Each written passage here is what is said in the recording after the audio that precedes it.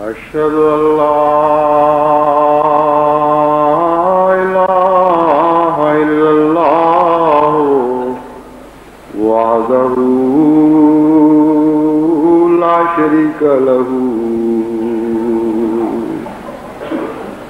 وأشهد أن محمدا عبده ورسوله أما بعد فأعوذ بالله من الشيطان الرجيم بسم الله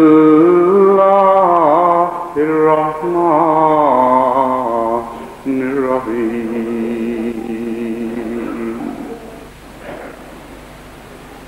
الحمد لله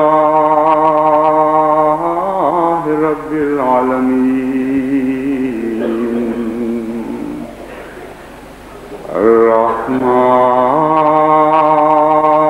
الرحمن الرحيم مالك يوم الدين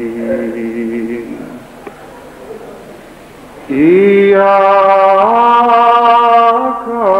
نعبد وإياك نستعين اهدنا الصراط المستقيم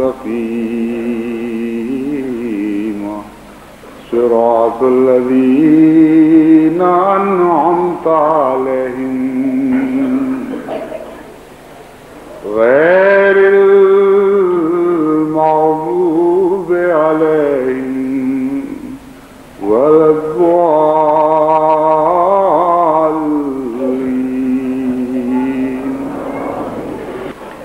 گزشتہ خطبے میں نے قرآن کریم کی اس خوشخبری کا ذکر کیا تھا کہ خدا تعالیٰ کے وہ بندے جو اللہ کی راہ میں استقامت دکھاتے ہیں، اللہ تعالیٰ ان پر بکثرت فرشتے نازل فرماتا ہے، وہ انہیں تسلی دیتے ہیں، وہ غم نہ کرنے کی ہدایت کرتے ہیں اور خوف سے بے نیاز ہو جانے کا پیغام دیتے ہیں۔ وہ ان سے کہتے ہیں کہ ہم آئے تو ہیں لیکن تمہیں چھوڑ کر پھر چلے جانے کے لیے نہیں، بلکہ اب ہمیشہ ہم تمہارے ساتھ رہیں گے، اس دنیا میں بھی اور اس دنیا کی زندگی کے ختم ہو جانے کے بعد بھی۔ میں نے مختصراً ذکر کیا تھا کہ یہ فرشتے مختلف صورتوں میں مختلف قسم کے مقامات کے لوگوں کے لیے مختلف قسم کی خوشخبریاں لے کر آتے ہیں۔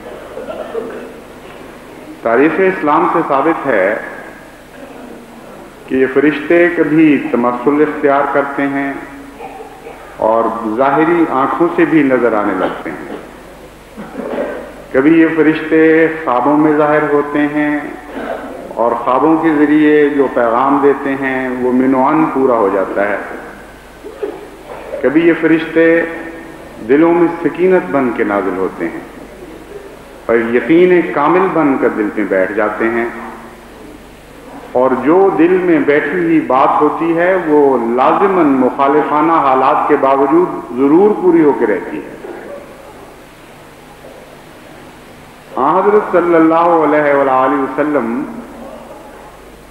جب جنگ بدر میں شریک ہوئے تو اللہ تعالیٰ کی عطا کردہ خوشخبری کے مطابق مسومین فرشتے صحابہ حضور صلی اللہ علیہ وآلہ وسلم کے صحابہ کی مدد کے لیے آئے۔ حضور صلی اللہ علیہ وآلہ وسلم نے مسومین کی یہ تفسیر فرمائی کہ یہ ایسے فرشتے ہیں جو معلوم ہو جائیں گے، ان پر گویا نشان ہیں، کچھ علامتیں ہیں ان کی۔ چنانچہ صحابہ بیان کرتے ہیں کہ جنگ بدر میں جو فرشتے دیکھے گئے ان کے سر پر سبز پگڑیاں تھیں اور ایک یونیفارم تھی ان کی، اور تمام صحابہ نے مختلف حالتوں میں جب ان فرشتوں کو دیکھا تو اسی طرح سبز پگڑیوں کے ساتھ دیکھا، اور جب روایتیں اکٹھی ہوئیں تو سب تعجب میں پڑ گئے۔ مگر جیسا کہ یہاں حضور صلی اللہ علیہ وآلہ وسلم نے مسومین کی تفسیر فرمائی تھی، بین ہی ویسا ہی مقدر تھا اور ویسا ہی ہوا۔ اسی طرح جنگ احد میں جو فرشتے دکھائی دیے ان کے سر پر بطور نشان سرخ پگڑیاں تھیں، اور اس میں کچھ غم کا پیغام بھی تھا، کیونکہ جتنا دکھ صحابہ کو حضور صلی اللہ علیہ وآلہ وسلم کے زخموں کی وجہ سے جنگ احد میں پہنچا ہے، ویسا دکھ حضور صلی اللہ علیہ وآلہ وسلم کی ساری زندگی میں کبھی صحابہ کو نہیں پہنچا۔ ایک غم کے بعد دوسرے غم کی خبر ان کو ملی اور وہ غموں سے نڈھال ہو گئے۔ بس اس غزوہ میں فرشتوں کی علامت میں بھی ایک ایسا رنگ چنا گیا جس رنگ میں غم اور خون اور دکھ کا پہلو شامل ہے۔ یہ فرشتے اجتماعی طور پر بھی صحابہ کو اپنی مدد کرتے ہوئے دکھائی دیے، اور انفرادی طور پر ایسی حالت میں بھی کہ ان کو پتہ نہیں تھا کہ یہ کیا ہو رہا ہے۔ چنانچہ جب حضرت عباس قیدی بنا کے لائے گئے تو حضرت صلی اللہ علیہ وآلہ وسلم کو بتایا گیا کہ حضرت عباس کو قیدی بنانے والے ابو یسر ہیں، اور ابو یسر ایک چھوٹے دبلے پتلے کمزور سے انسان تھے، اور شاید ان کی کنیت میں بھی اسی طرف اشارہ تھا۔ یسر کا مطلب ہے آسانی، تو یہ آسانی کا باپ ہے، ہلکا پھلکا آسان سا آدمی ہے، ہر آدمی اس سے نپٹ سکتا ہے۔ حضرت صلی اللہ علیہ وآلہ وسلم نے تعجب سے ابو الیسر کو مخاطب کر کے فرمایا کہ اے ابا یوسف، تم تو بہت کمزور اور ہلکے سے آدمی ہو، اور عباس بڑے مضبوط اور لہیم شہیم اور توانا اور بڑے جنگجو انسان ہیں، تم نے ان کو کس طرح قابو کیا؟ مجھے سناؤ۔ تو ابو یوسف نے کہا کہ یا رسول اللہ، میں نے کہاں قابو کیا تھا، یہ تو ایک آدمی آیا تھا بڑا مضبوط اور طاقتور، اس نے ان کو پکڑا، قابو کیا اور باندھ کے میرے سپرد کر دیا، تب میں لے کے آ گیا ہوں، میں نے تو نہیں کچھ کیا۔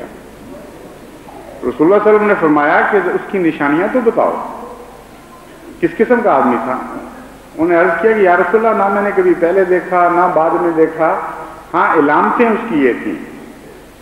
تو حضور اکرم نے فرمایا ایک ملک کریم نے تمہاری مدد کی تھی، ایک معزز فرشتہ تھا جو خدا تعالیٰ نے تمہاری مدد کے لیے اتارا تھا۔ تو واقعتاً فرشتے تمثل بھی اختیار کر لیتے ہیں اور بظاہر انسان کی شکل میں نظر آتے ہیں، جیسا کہ حضرت مریم کے متعلق فرمایا فَتَمَثَّلَ لَهَا بَشَرًا سَوِيًّا، فرشتے نے مریم کے لیے ایک نہایت ہی خوبصورت متوازن جسم والے انسان کا روپ دھارا اور اس کا ظاہر ہوا۔ حضرت صلی اللہ علیہ وآلہ وسلم کی زندگی میں مختلف وقتوں میں صحابہ نے ایسے نظارے دیکھے۔ چنانچہ ایک مرتبہ حضور اکرم صلی اللہ علیہ وآلہ وسلم مجلس میں تشریف فرما تھے تو ایک اجنبی نووارد مجلس میں حاضر ہوا، السلام علیکم کہا اور کچھ سوالات کیے اور اجازت لے کے چل پڑا۔ صحابہ بہت متعجب ہوئے کیونکہ وہ باہر سے آیا ہوا شخص تھا، لیکن اس کے چہرے پر کوئی تھکن کے آثار نہیں تھے، کوئی خاک نہیں تھی، کوئی کسی قسم کی سفر کی علامتیں نہیں تھیں، اور صاف ستھرے پاکیزہ کپڑے پہنے ہوئے تھے۔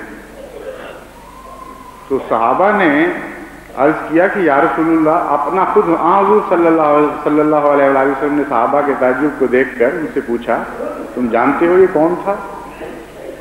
انہوں نے عرض کی کہ یا رسول اللہ ہمیں تو علم نہیں۔ انہوں نے کہا یہ جبرائیل تھا جو تمہیں تعلیم دینے کی خاطر مجھ سے سوال کر رہا تھا۔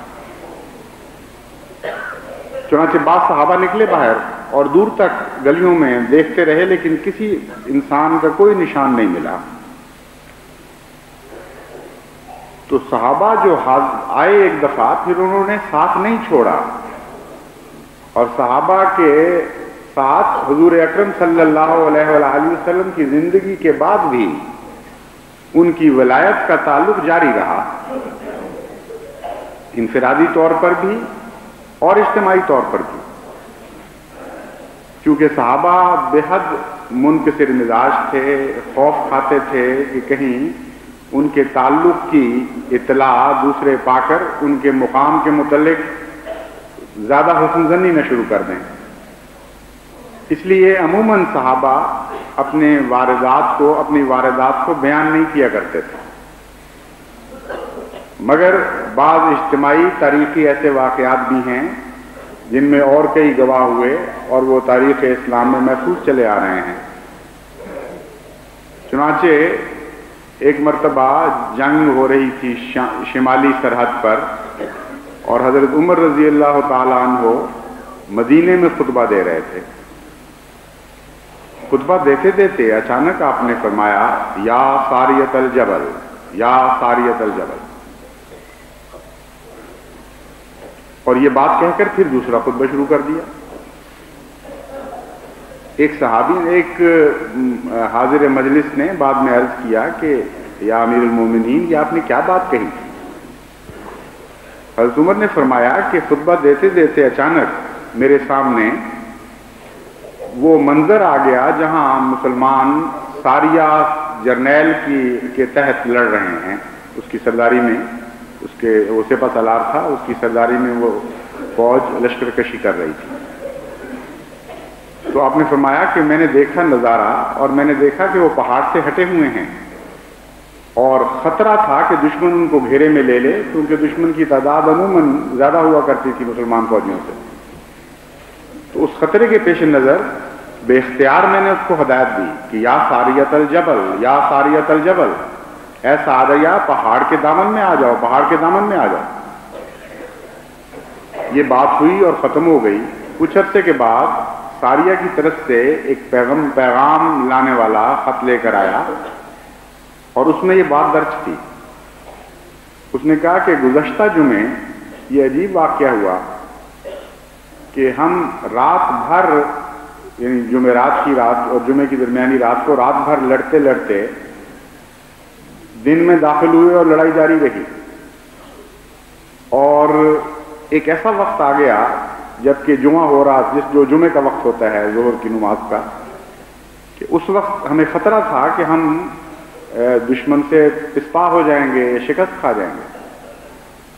اچانک ہمیں آواز آئی، آپ کی آواز، یعنی عمر رضی اللہ تعالیٰ عنہ کی، کہ یا ساریۃ الجبل، یا ساریۃ الجبل، اور سارے لشکر نے یہ آواز سنی۔ چنانچہ انہوں نے فوری طور پر پہاڑ کے دامن کا رخ اختیار کیا، اور چونکہ پشت محفوظ ہو گئی، چھوٹی فوج کے لیے ہر سمت میں لڑنا مشکل ہوا کرتا ہے، کچھ نہ کچھ سمتیں اس کی محفوظ ہونی چاہیے۔ چنانچہ پشت محفوظ ہوتے ہی وہ بظاہر مغلوب ہونے والی فوج اچانک غالب آ گئی، اور اللہ تعالیٰ کے فضل سے وہ معرکہ مسلمانوں کے حق میں ثابت ہوا۔ تو وہی بدر کا خدا بات کا خدا بھی رہا، وہ فرشتے جنہوں نے یہ عہد کیا تھا کہ نحن اولیاؤکم فی الحیات الدنیا و فی الآخرہ، انہوں نے اس دنیا کی زندگی میں پھر صحابہ کا ساتھ نہیں چھوڑا۔ یہی مضمون بغیر ظاہری نظاروں کے یا بغیر کشوف کے یا بغیر رویا کے بھی چلتا ہے، لیکن اس قسم کے واقعات جیسا کہ میں نے بیان کیا تھا انفرادی طور پر بہت زیادہ نہیں ملتے، لیکن مجھے کامل یقین ہے کہ بکثرت ایسے واقعات مسلسل رونما ہو رہے ہوں گے، کیونکہ آج کی جو تاریخ بن رہی ہے جماعت میں، ہم اس کثرت کے ساتھ جماعت میں فرشتوں کا نزول دیکھتے ہیں کہ یہ ناممکن ہے کہ صحابہ کے نقش قدم پر یہاں تو بکثرت نازل ہو رہے ہوں اور نعوذ باللہ من ذالک صحابہ کی زندگی میں بکثرت نازل نہ ہو رہے ہوں۔ کوئی ملک ایسا نہیں ہے جہاں احمدیت کی تاریخ بن رہی ہے جہاں اس قسم کے واقعات پھیلے نہیں پڑے، بکھرے نہیں ہوئے۔ اس طرح کسی نے کہا ہے چمن میں ہر طرف بکھری پڑی ہے داستان میری۔ کوئی دنیا کا خطہ ایسا نہیں جہاں احمدیت داخل ہوئی ہو اور جہاں ثبات قدم کے عظیم الشان نمونے احمدیوں نے نہ دکھائے ہوں اور پھر اللہ تعالیٰ کے وعدے بڑی شان کے ساتھ پورے نہ ہوئے ہوں کہ تتنزل علیہم الملائکۃ الا تخافوا ولا تحزنوا وابشروا بالجنۃ التي کنتم توعدون۔ انڈونیشیا میں ایک دفعہ مولوی رحمت علی صاحب مبلغ احمدیت جنہوں نے اپنی زندگی کا بیشتر حصہ اس طرح انڈونیشیا میں خدمت اسلام میں کاٹا کہ پیچھے جوان بیوی بوڑھی ہو گئی، اس کے کالے بال سفید ہو گئے، بچے جوان ہوئے، اور حضرت مسلم موعود فرمایا کرتے تھے کہ بچے بعض دفعہ ماں کے پاس حاضر ہو، ماں کو کہتے تھے، تنگ کرتا تھا ایک بچہ خصوصیت کے ساتھ، ایک چھوٹا تھا، وہ کہا کرتا تھا کہ اماں لوگوں کے ابا آتے ہیں، وہ چیزیں لے کے آتے ہیں، میرا ابا کہاں ہے؟ کبھی نہیں آتا وہ۔ اور ماں اشارہ کر دیا کرتی تھی جس طرف بھی وہ انڈونیشیا سمجھا کرتی تھی، اس کی آواز بھرا جاتی تھی، بول نہیں سکتی تھی، کہتے ہمارا باپ اس طرف ہے، وہاں سے آئے گا کسی وقت۔ اور اس حالت میں وہ بچہ جوان ہو گیا، اور بچپن میں جو باپ کی شفقت کا سایہ ہوتا ہے اس سے محروم رہ کے جوان ہوا۔ تو جتنی عظیم الشان قربانی کوئی خاندان خدا کی راہ میں دیتا ہے، اسی طرح اسی شان کے فرشتے اس پر نازل ہوا کرتے ہیں۔ بعض دفعہ یہ وہ لوگ ہیں جن کے منہ کی بات خدا سچی کر کے دکھاتا ہے، یہ پہلے کہتے ہیں اور فرشتوں کو بعد میں ان کی مطابقت کا حکم دیا جاتا ہے۔ چنانچہ ایک دفعہ مولوی رحمت علی صاحب جس مکان میں رہتے تھے وہ سارا محلہ لکڑی کے مکانوں کا بنا ہوا تھا، ایک طرف اس کے ایسی خوفناک آگ لگی کہ وہ پھیلتے پھیلتے ہوا کے رخ کے مطابق مولوی صاحب کے گھر کی طرف چل پڑی، اور جماعت کے پریشان حال ممبران وہاں پہنچے اور ان کی منتیں کی کہ مولوی صاحب آپ اس جگہ کو چھوڑ دیں، کم از کم سامان نکال لیں، بعد میں انسان جلدی سے بھاگ کے باہر جا سکتا ہے، یہ بہت ہی خطرناک آگ ہے جو نہیں چھوڑے گی، اور ہوا کا رخ ایسا ہے کہ لازماً اس نے آپ کے گھر تک پہنچنا ہی پہنچنا۔ مولوی صاحب نے کہا ہرگز سوال ہی نہیں پیدا ہوتا، میں تو اس آقا کا غلام ہوں جس کے متعلق اللہ تعالیٰ نے فرمایا آگ ہماری غلام بلکہ ہمارے غلاموں کے بھی غلام ہے، یہ آگ مجھے کچھ نہیں کہہ سکتی۔ بہت بڑا دعویٰ تھا، لیکن ایک بہت بڑے مومن کی زبان کا دعویٰ تھا، ایک ایسے مومن کی زبان کا دعویٰ تھا جس کے متعلق حضرت محمد مصطفیٰ صلی اللہ علیہ وآلہ وسلم کی یہ خوشخبری تھی، ربع شص اخبرا لو اقسم علی اللہ لا برا، کہ خبردار ایسے بھی خدا کے درویش بندے ہیں جن کے پراگندہ بال ہوتے ہیں، خاک آلود ہوتے ہیں، مگر اگر وہ خدا پر قسم کھا جائیں تو خدا ضرور ان کی قسم کو پورا کرتا ہے۔ چنانچہ یہ انڈونیشیا کی تاریخ کا ایک درخشندہ واقعہ ہے، آگ بڑھتی رہی، سارے مکان جلا دیے، اور جب ان کے مکان کو اس کے شعلے چھونے لگے تو اچانک اتنی موسلا دھار بارش برسی ہے کہ ایک ذرہ بھی اس مکان کا نقصان نہیں کر سکی آگ، دیکھتے دیکھتے وہ شعلے بھسم ہو گئے۔ کچھ دوسروں کو بھسم کرنے کے لیے آگ ہوتی ہے، وہ آپ بھسم ہو گئی اللہ تعالیٰ کی رحمت کے پانی کے نتیجے سے۔ تو یہ بھی فرشتوں کا نزول ہم نے دیکھا جو دلوں میں داخل ہو جاتے ہیں، بیٹھ جاتے ہیں، اور ایسا ثبات قدم عطا کرتے ہیں کہ پھر گویا فرشتہ وہ ہو جاتا ہے جو بات کرنے والا ہے، اور فرشتے اس کی مطابقت کرتے ہیں، اور اللہ کی تقدیر انہیں پابند کر دیتی ہے کہ میرے ان بندوں کے قول کو سچا کر کے دکھانا۔ ایسے بہت سے واقعات ہیں۔ میں نے چند سال پہلے ایسے واقعات اکٹھے کرنے شروع کیے اور بڑے عظیم الشان اور بڑے دلچسپ واقعات ہیں. بہت قیمتی سرمایہ ہے احمدی تاریخ کا. آج ان میں سے 2 واقعات آپ کے سامنے رکھتا ہوں. ایک احمدی خاتون تھیں کسی گاؤں میں، کسی ملک میں.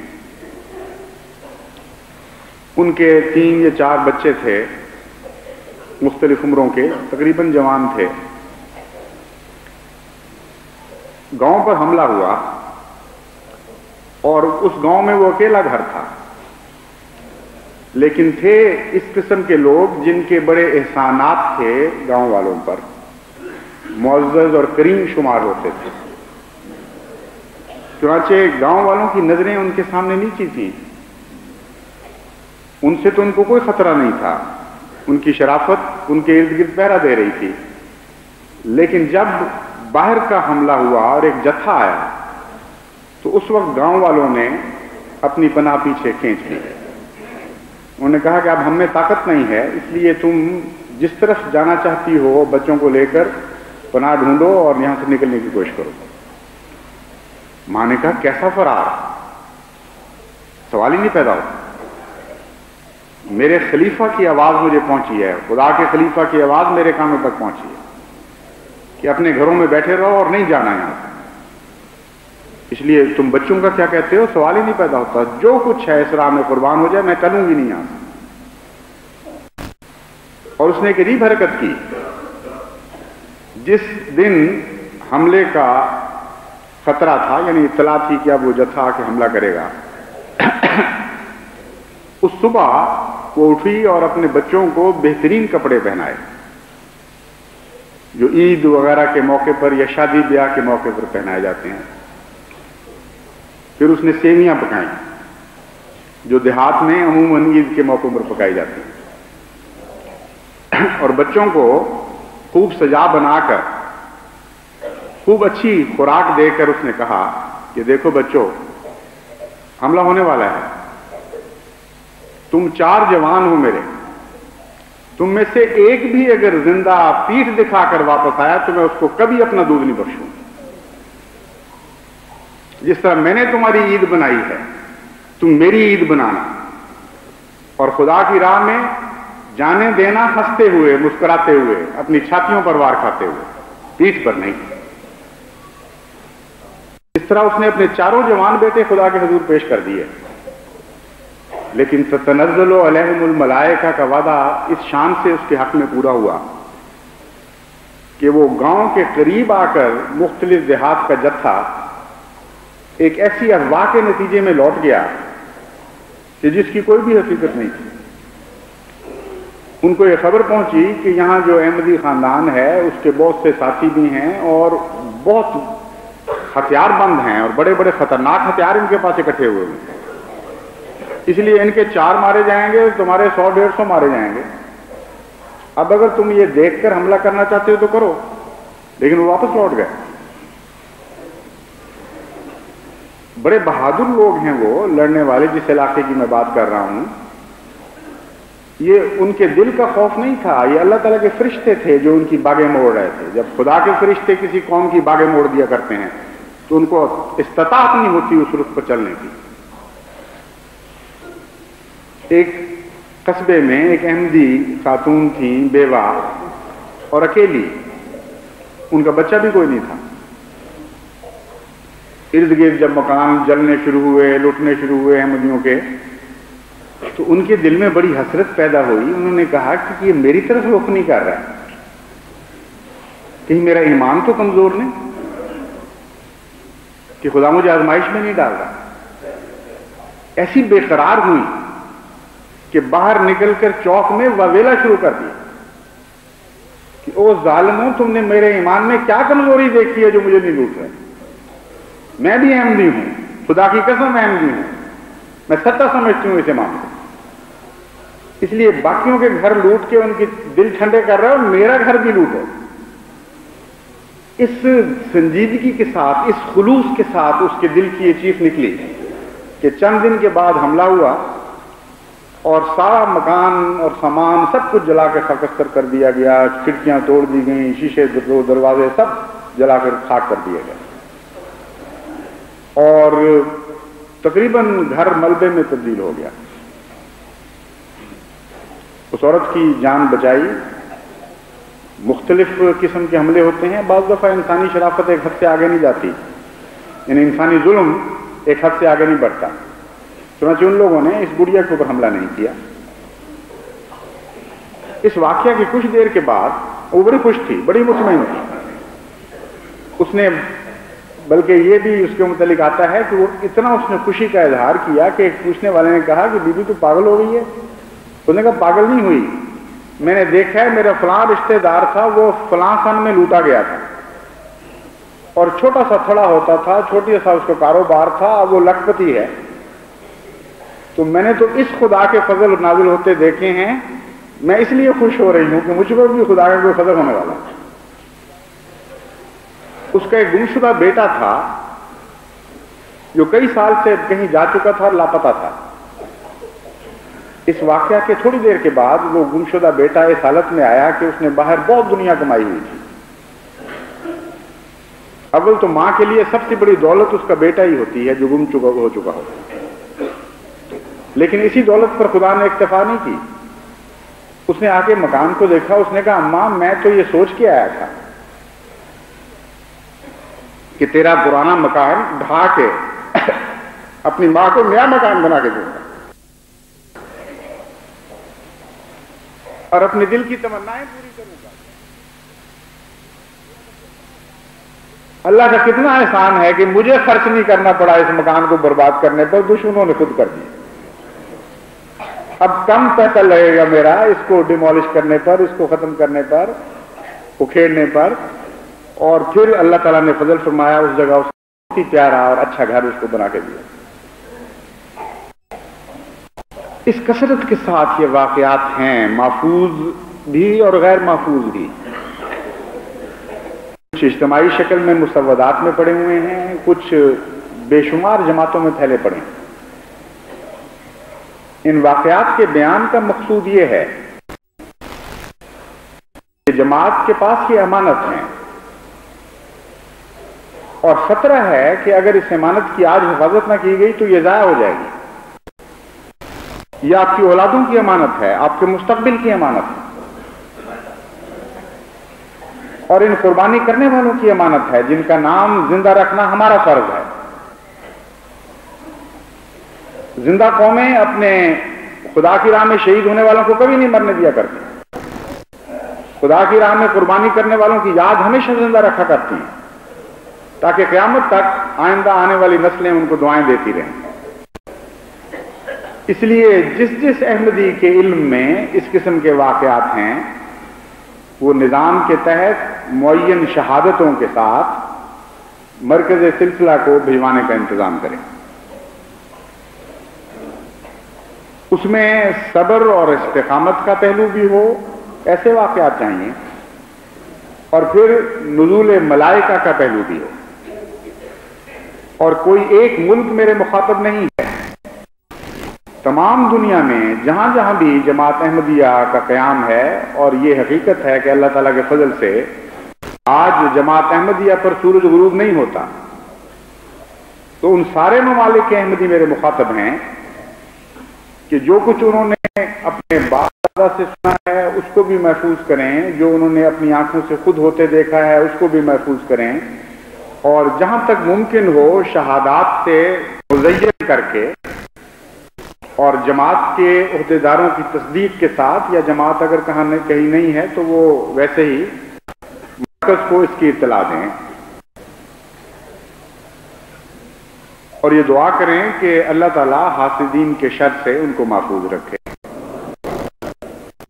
حاسدین کا شر بعض دفعہ ڈاک پر بھی حسد کرتا ہے، اور بس چلے تو اس قسم کے واقعات کو جہاں تک پہنچنا چاہیے اس سے پہلے ہی جلا دیتا ہے۔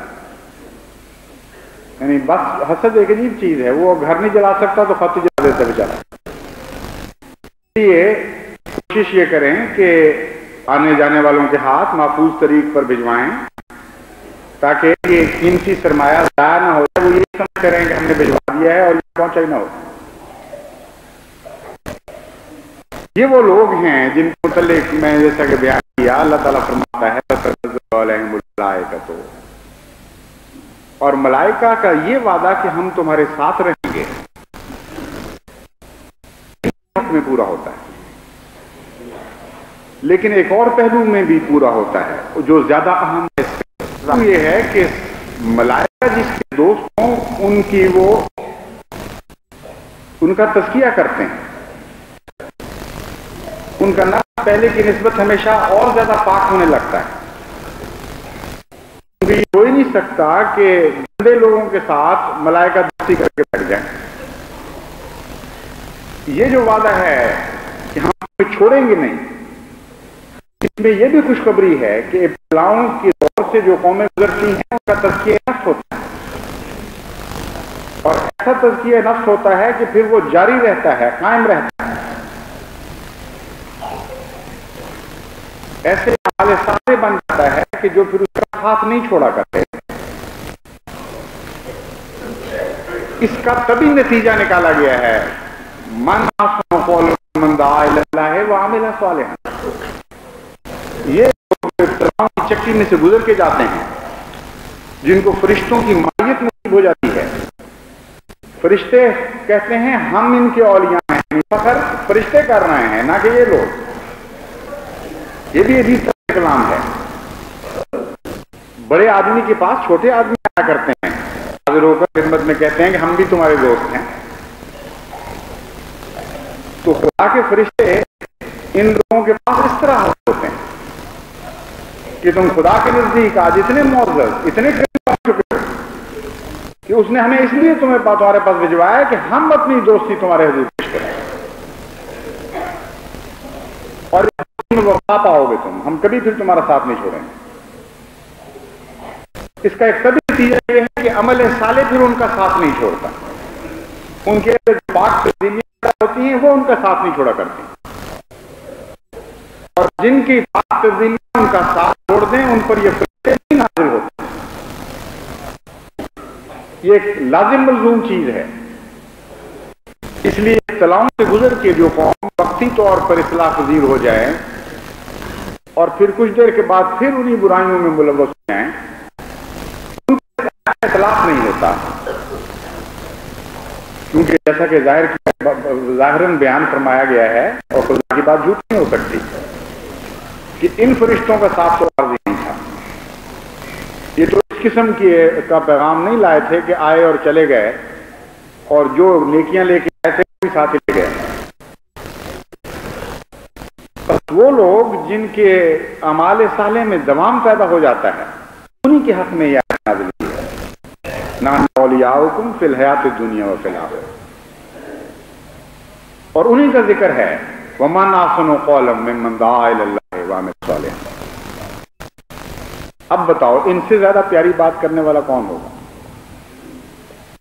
ہمارے صالح سے ثابت کر رہے ہیں کہ یہ نیک لوگ ہیں اور خدا والے لوگ ہیں، پہلے ابتلاؤں سے گزرے ہوئے ہیں، آزمودہ کار، ان کے خطرات کو دیکھا ہوا ہے، آنکھوں میں آنکھیں ڈال کر ان سے گزرے ہوئے ہیں، ان کی تلخیوں کو برداشت کیا ہوا ہے، اور پھر ان تلخ درختوں کو جو خدا کی رحمت نے میٹھے پھل لگائے تھے ان سے لذت کیا نہیں۔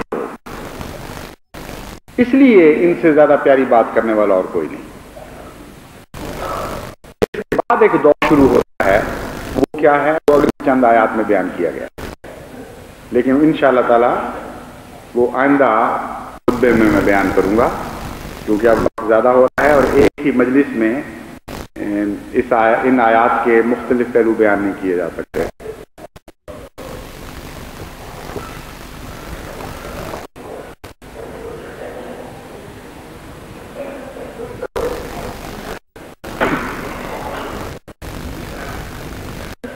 الحمدللہ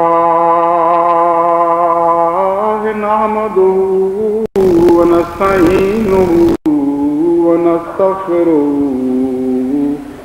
ونؤمن بہ ونتوکل علیہ ونعوذ باللہ شرور أنفسنا ومن سيئات أعمالنا ومن يهد الله فلا مضل له ومن يضلله فلا هادي له ونشهد أن لا إله إلا الله وحده لا شريك له ونشهد أن محمدا عبده ورسوله عباد الله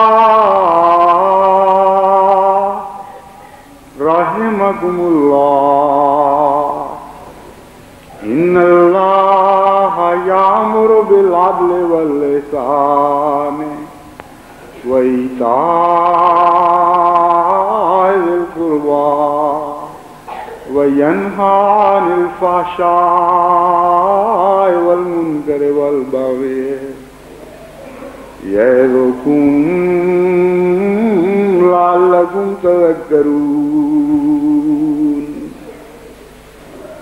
اذكروا الله يذكركم وادعوه يستجب لكم ولذكر